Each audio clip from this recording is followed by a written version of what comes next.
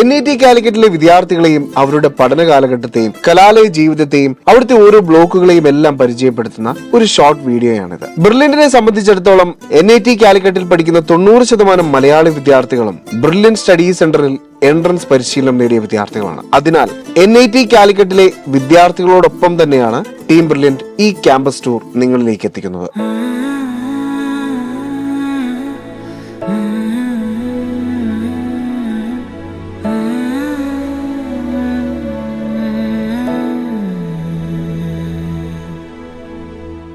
ഏകദേശം 200 ഏക്കറോളം പരന്നു കിടക്കുന്ന ഈ ക്യാമ്പസ് വെറുമൊരു ഇൻസ്റ്റിറ്റ്യൂട്ട് മാത്രമല്ല, ഒരു എക്കോ സിസ്റ്റം കൂടിയാണ്. പ്രകൃതിയെ നോവിക്കാതെ കെട്ടിപ്പടുത്ത ഈ ക്യാമ്പസ് ഇന്ത്യയിലെ തന്നെ ഏറ്റവും എക്കോ ഫ്രണ്ട്ലി ആയ കലാലയങ്ങളിൽ ഒന്നാണ്. പശ്ചിമഘട്ടത്തിന്റെ തനതായ കാലാവസ്ഥ ഇവിടെ എപ്പോഴും ഒരു കുളിർമ നിലനിർത്തുന്നു.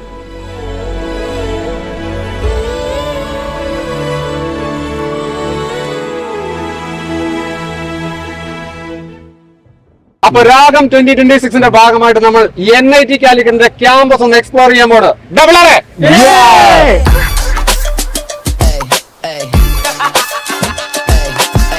You ain't stopping me.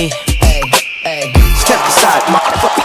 I said 23 over 9 is free. You just set me free. VIP walking easily, but so casually. No PG, documentally, that's a guarantee. Talk to me, numbers never lie. Add it up, that's me. നമ്മൾ main ബ്ലോക്കിലോട്ടാണ് നമ്മൾ എത്തിയിരിക്കുന്നത്. ഈ ബ്ലോക്കിൽ ഏതൊക്കെ ഡിപ്പാർട്ട്മെന്റുകളാണ്? ഇവിടെ CSCD department ഉണ്ട്, അതുപോലെ തന്നെ ലാബും സെറാമിക്കിന്റെ ഒരു ലാബ് ഉണ്ട്. സോ ഇങ്ങനെ മെയിൻ അട്രാക്റ്റീവ് CS-ന്റെ ബ്ലോക്ക് ഇതാണ്. അതെ അതെ. ഫാക്കൽറ്റീസ് എല്ലാം ഫാക്കൽറ്റീസ്, നമ്മുടെ സെമിനാർ ഹാൾസ്, കുറെ ഡിപ്പാർട്ട്മെന്റ് സെമിനാർ ഹാൾസ്, ലബോറട്ടറി, കുറച്ച് ലബോറട്ടറി, പിന്നെ കമ്പ്യൂട്ടർ നെറ്റ്വർക്കിംഗ് സെന്റർ, അതൊക്കെ അതിന്റെ ഓഫീസും കാര്യങ്ങളായിട്ടാണ്. മെയിൻ അട്രാക്ഷൻ തന്നെയാണ് കയറി വരുമ്പോഴുള്ള വൈബ്.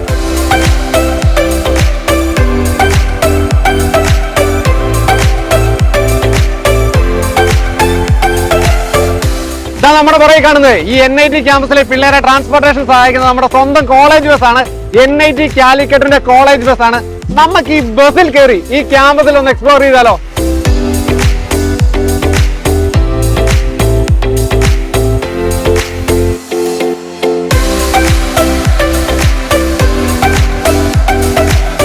ഈ കോളേജ് ബസ് എന്തിനാണ് ഉപയോഗിക്കുന്നത് നോർമലി?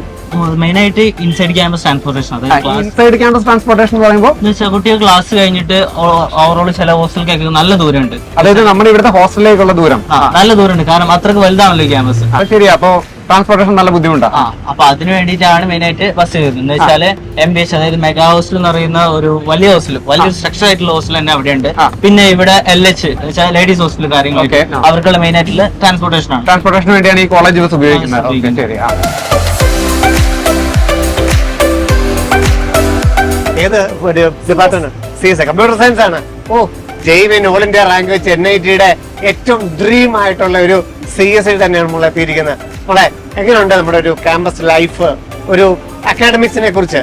രാവിലെ എപ്പോഴാണ് ക്ലാസ് ഒക്കെ തുടങ്ങുന്നത്? നമുക്ക് ഷിഫ്റ്റ് വൈസ് ആയിരുന്നു ആദ്യം. അപ്പൊ നമുക്ക് വളരെ കുറച്ച് ക്ലാസ്സുകൾ ഉണ്ടാവാറുള്ളൂ. ബാക്കി നമ്മൾ സെൽഫ് സ്റ്റഡി തന്നെയാണ് കൂടുതലും വേണ്ടത്. ഈ ക്ലാസ് ടൈം കഴിഞ്ഞിട്ടുള്ള നിങ്ങളുടെ സ്റ്റഡി എന്ന് പറഞ്ഞല്ലോ, അത് ലൈബ്രറി ആയിട്ടും ഫാക്കൽറ്റീസിന്റെ അടുത്തൊക്കെ പോയിട്ട് എങ്ങനെയാണ് നിങ്ങളുടെ സെൽഫ് സ്റ്റഡി? കംപ്ലീറ്റ്ലി ഫ്രീ ആണ്. നമുക്ക് ലൈബ്രറി ഉണ്ട്, അടുത്ത് പോയിട്ട് പഠിക്കാം, അല്ലെങ്കിൽ സെൻട്രൽ CCC.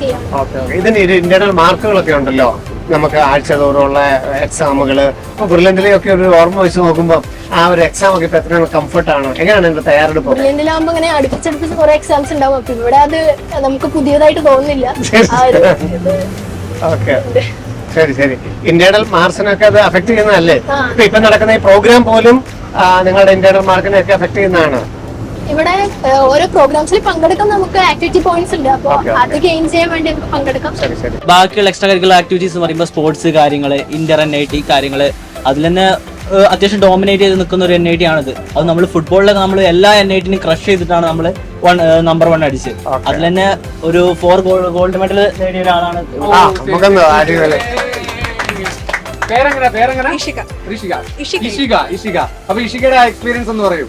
ഞാൻ ഇന്റർനെറ്റ് അത്ലറ്റിക്സ് ഈ വർഷം ജലന്ധർ വെച്ച് നടന്നു.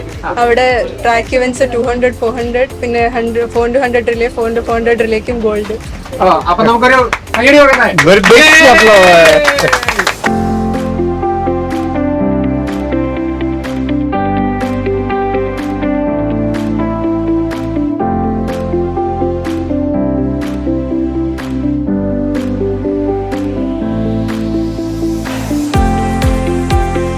ഇപ്പോൾ നമ്മൾ നിൽക്കുന്നത് NIT കാലിക്കറ്റിലെ ഡിപ്പാർട്ട്മെന്റ് ഓഫ് ആർക്കിടെക്ചർ ആൻഡ് പ്ലാനിങ്ങിലാണ്. ഇതാ നമുക്ക് കാണാം നമ്മുടെ NIT കാലിക്കറ്റിലെ BR ബാച്ചിലെ കുട്ടികൾ ഉണ്ടാക്കിയിരിക്കുന്ന ഒരുപാട് ക്രിയേറ്റിവിറ്റി ഉള്ള ഒരുപാട് വർക്കുകൾ.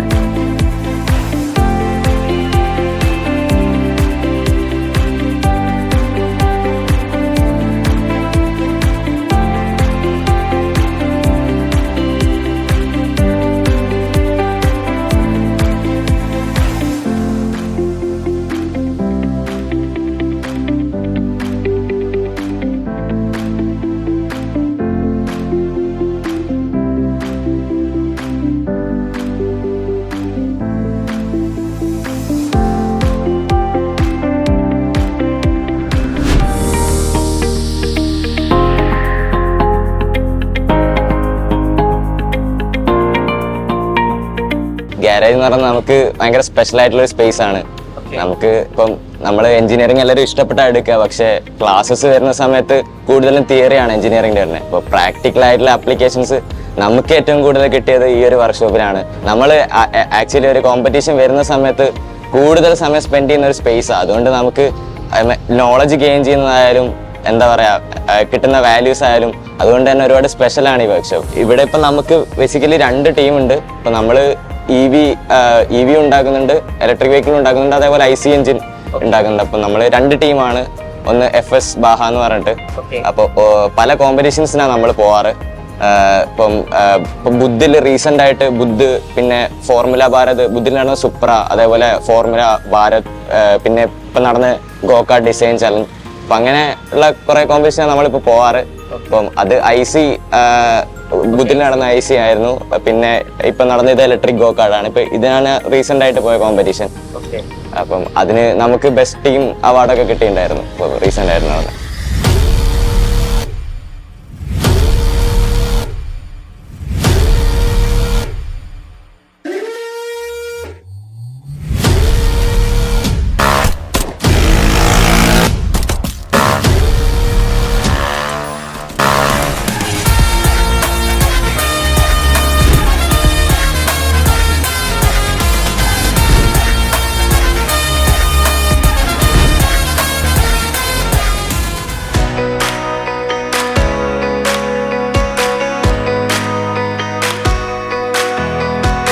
എയ്റോൺ അൺവെയർഡ് എന്ന ക്ലബിന്റെ വർക്ക് സ്പേസിലാണ് ഇപ്പോൾ ഉള്ളത്.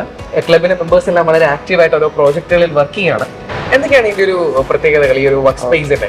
ഓക്കെ, അപ്പോൾ പറയുകയാണെങ്കിൽ നമുക്കിവിടെ ഡ്രോൺ സെക്ഷൻ ഉണ്ട്, അവിടെ പ്ലെയിൻ സെക്ഷൻ ഉണ്ട്, അവിടെ കാണാൻ പറ്റും. അതേപോലെ തന്നെ ഇവിടെ നമ്മുടെ ഓരോ കാര്യങ്ങളുണ്ട്. ഇവിടെ സോൾഡറിംഗ് സ്റ്റേഷൻസ് ഉണ്ട്. അത് ട്രാൻസ്മിറ്റർ ആണ്. നമ്മൾ ഇത് മാനുവലി കൺട്രോൾ ചെയ്യാൻ വേണ്ടി യൂസ് ചെയ്യുന്ന സാധനങ്ങളാണ്.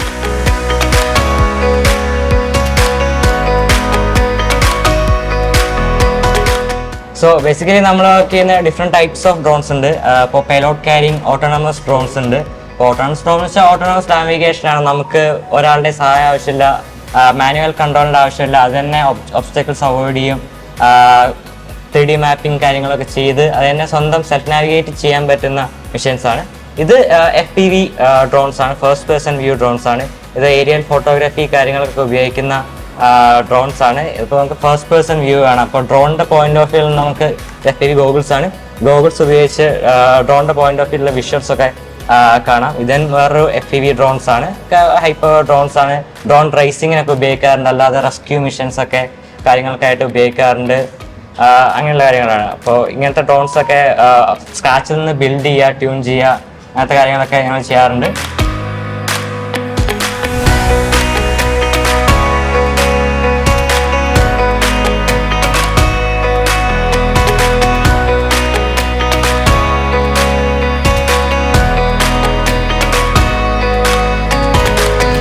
Basically how planes work is like it is basically based on Bernoulli's principle. When air hits the surface, the velocity of the air above is comparatively higher than the bottom, so there is the pressure difference created which creates lift, and that's how planes fly. Planes are very different from drones. Like planes do not require as much of battery as drones. So we basically work on improving the lift of the plane and reducing the drag.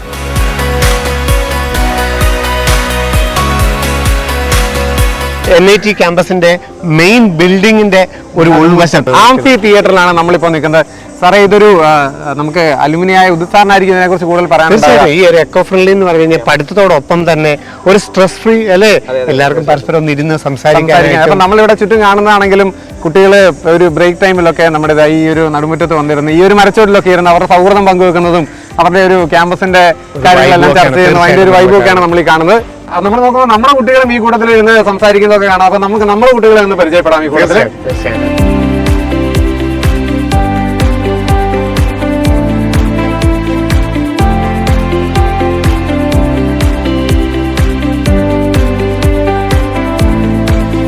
നമ്മളിപ്പോൾ ഉള്ളത് NIT കാലിക്കറ്റിന്റെ amphi തിയേറ്ററിലാണ്. അപ്പോൾ നമ്മളിവിടെ വന്നപ്പോഴത്തേനും നമ്മുടെ കുറച്ച് ബ്രില്യൻസിനെ പരിചയപ്പെട്ടു. അപ്പോൾ നമുക്ക് ഇവരെ ഒന്ന് പരിചയപ്പെടാം. ഹായ്, എൻ്റെ പേര് ഹിബ. ഞാൻ 2023 റിപ്പീറ്റ് ചെയ്യുന്നു.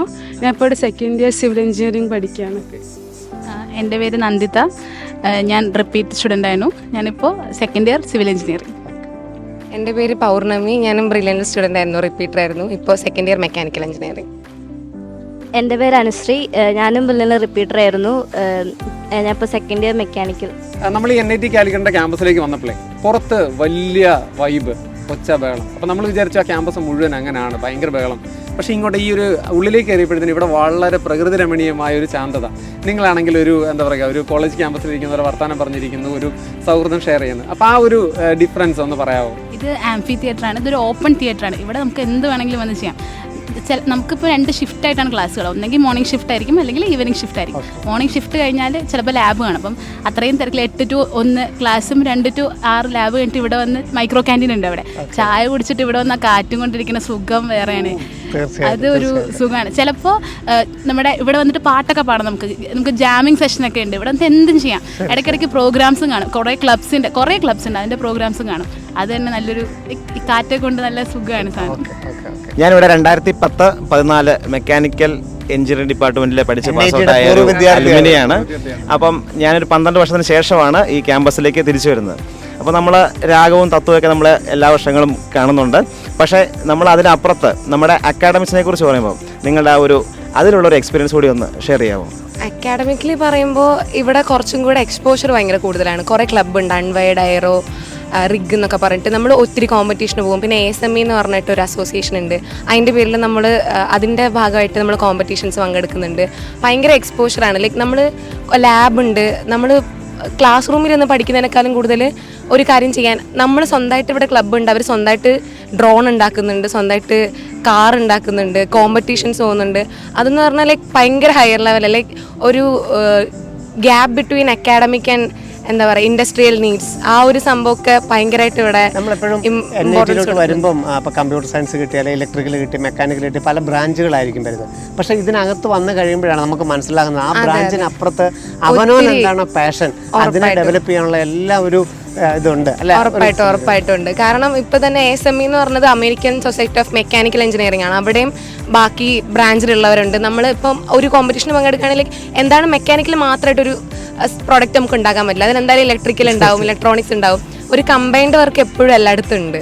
ശരിക്കും പറഞ്ഞാൽ അത് ഭയങ്കര നമുക്കൊരു ഭയങ്കര എക്സ്പീരിയൻസ് ആണ്. പിന്നെ മൈനർ കോഴ്സ് ഉണ്ട്, നമുക്ക് വേറെ ഒരു ഇത് എലക്റ്റീവ് ഉണ്ട്. നമുക്ക് ഇഷ്ടമുള്ള വേറെ ഇത് വേണമെങ്കിൽ നമുക്ക് സെലക്ട് ചെയ്ത് പഠിക്കാം. ഭയങ്കര നല്ലൊരു എക്സ്പോഷറാണ്. ഏറ്റവും അപ്ഡേറ്റഡ് ആണ് സിലബസ്. അത് ഏറ്റവും പ്രധാനം തന്നെയാണ്. 2 വർഷം മുമ്പുള്ള ഒരു അനുശ്രീ ഈ ഒരു NIT ലൈഫ് കൊണ്ട് തന്നെ എത്രത്തോളം മെച്ചുവേർഡ് ആയിട്ടുണ്ടോ എന്ന് ഓർത്തെടുക്കാൻ പറ്റുമോ? തീർച്ചയായും. ഞാൻ ഫസ്റ്റ് വിചാരിച്ചത് സ്കൂളിൽ എന്ന് പറയുമ്പോൾ നമ്മൾ തിയറി ബേസ്ഡ് ആണല്ലോ. ഇവിടെ വന്നപ്പോഴാണ് അറിയുന്നത് ഇപ്പോൾ ഒരു ജോലി കിട്ടാനോ എന്തെങ്കിലും ഒരു പ്ലേസ്മെന്റ് കിട്ടാനോ തിയറി ബേസ്ഡ് മാത്രമല്ല, നമുക്ക് കുറച്ചുകൂടി സ്കില്ല് വേണം. സ്കില്ലാണ് ഏറ്റവും കൂടുതൽ ഇമ്പോർട്ടൻറ്റ്. അപ്പോൾ സ്കില്ല് ഇല്ലെങ്കിൽ പിന്നെ തീർച്ചയായും പഠിച്ചിട്ട് മാത്രം കാര്യമില്ല. എക്സാമിന് പഠിച്ചുകൊണ്ട് എഴുതി തള്ളിയിട്ട് കാര്യമില്ല. അപ്പം അന്ന് എഴുതി തള്ളുന്ന ഞാനിപ്പോൾ എക്സാമിനധികം ഇല്ലെങ്കിലും സ്കില്ല് കുറേ കൂടി ഡെവലപ്പ് ചെയ്യണം എന്ന് മനസ്സിലാക്കി ആഗ്രഹമായിട്ടുണ്ട്. ഫൈനലി NIT കാലിക്കറ്റിനെ കുറിച്ച് ഒരൊറ്റ വാക്ക്: full of opportunities and explosion in every aspect.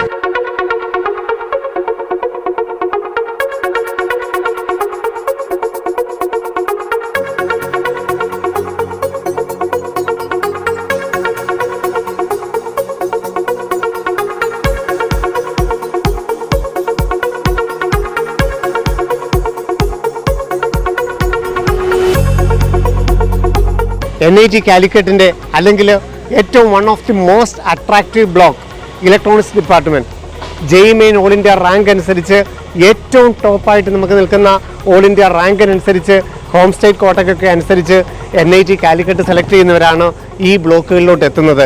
NIT Calicut നമുക്കൊന്നൊരു അനുഭവം എന്താണ്? NIT കാലിക്കറ്റിന്റെ ഇലക്ട്രോണിക്സ് ഡിപ്പാർട്ട്മെന്റ് ഓവറോൾ ഒരു ബ്യൂട്ടിഫുൾ എക്സ്പീരിയൻസ് ആയിരുന്നു. കാരണം എനിക്ക് personally electronics and communication engineering perceive ചെയ്യണമെന്നായിരുന്നു ഒരു ആഗ്രഹം. കാരണം അതിന്റെ ഒരു അഡ്വാൻറ്റേജ് നമുക്ക് നേരത്തെ അറിയാമായിരുന്നു. ഇനി വരുന്ന ഒരു കാലഘട്ടം ഇന്ത്യയിൽ കറന്റ് സെമി കണ്ടക്ടർ ഡിവൈസസ് അതൊക്കെ ബൂം ചെയ്യുന്ന ഒരു കാലഘട്ടമാണ്. തീർച്ചയായിട്ടും definitely advantage.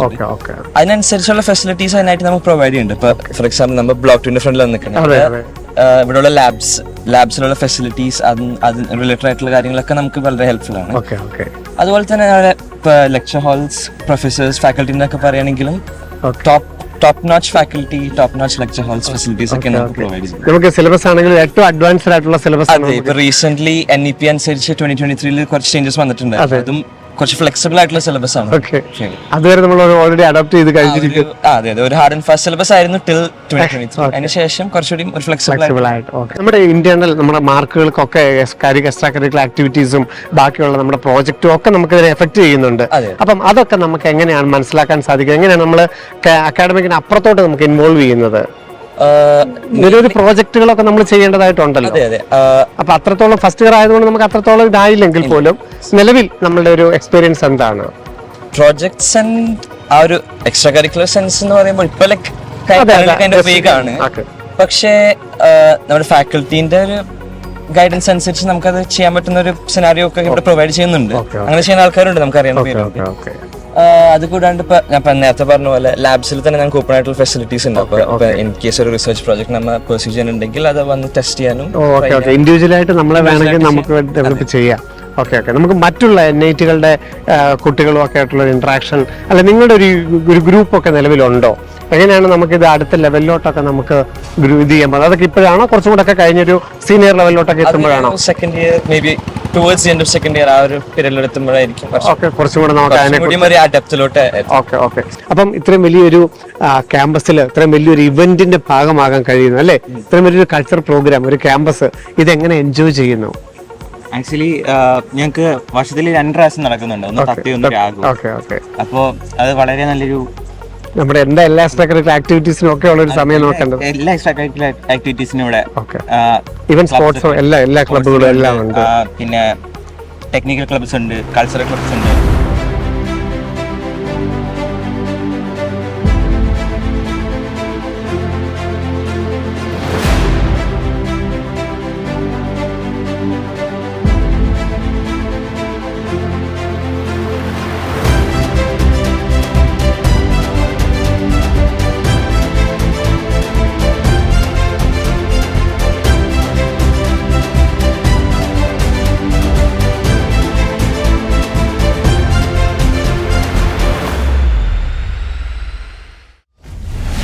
Brilliant Study Center, India's #1 coaching center for NEET and JEE.